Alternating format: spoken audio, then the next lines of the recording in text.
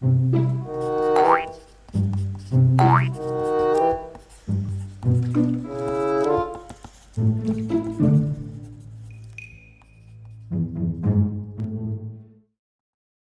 up, guys? How's it going? We're gonna go over how to draw ears. Ears is a funny one, and that's funny. Ears is actually one of those things that I see really advanced artists screw up on still. Because I think it's because they're so. I don't want to be mean, but they're really ugly. They're not very attractive to look at. I want to draw the eyes, the nose, the mouth. That's because that's what you're always looking at, and the ears are just kind of like slotted onto the end of the head. You know what I'm saying?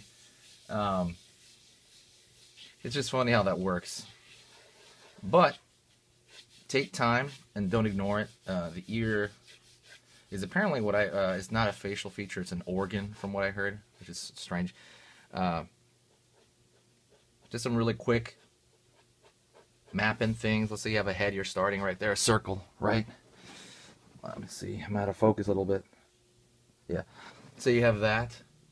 The ear shape, when I first block it in, first thing about it is, usually when I draw the head, I divide it into thirds about. I have the eyes, that brow line. I have where the hairline's going to be, and the hairline, by that I mean the turning of where the hairline would be like, it's kind of like the turning of planes. You got the front of the forehead, right? And then it goes back into space, right? For the rest of the skull. So roughly around there, I put a third right here on the brow line, and then a third over here on the bottom of the nose, where the bottom of the nose would be. And these are just generic measurements that to kind of get you in the area. And then after you get in the area, then that's when you can, adjust it to customize whoever you want to do, and that kind of thing.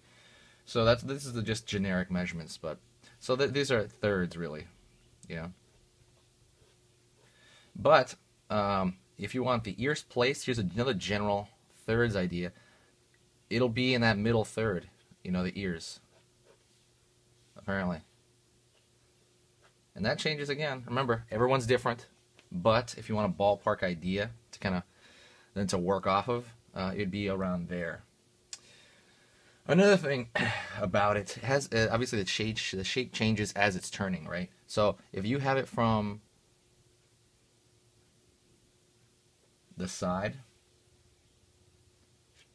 let's say it's in profile, completely the head's looking that direction in profile, it's going to have that kind of shape to it.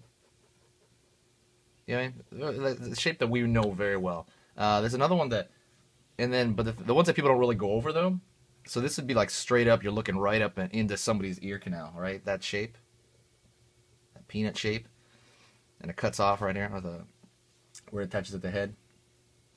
So if you want to change that up, I'm sorry, not change it up. As it turns, let's say the head's turning toward us, it will change. And I want you to think of it like I guess a piece of paper that's curled up.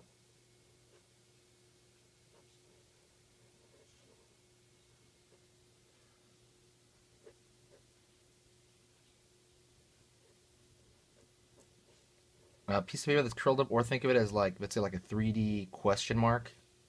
You know what I mean? So if I was to look at the planes of this,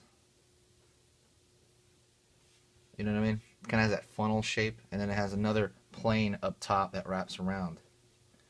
If you think about it like that, that'd be 3/4, meaning you can see 3/4 of the head, it's slowly turning toward you, And then straight up front,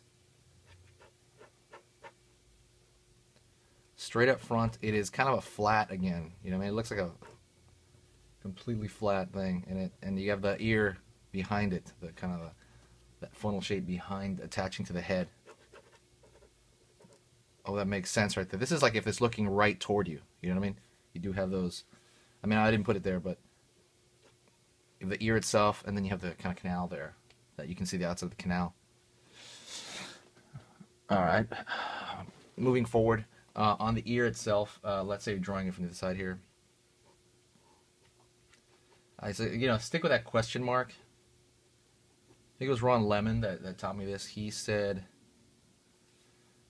think of the ears like a question mark. You know what I mean? You have the little dot down there, and you have just that general shape is pretty good. And think of a Y jammed inside of this question mark.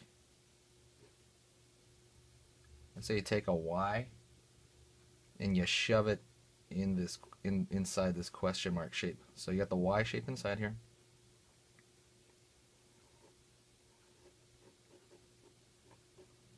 And then the question mark on the outside.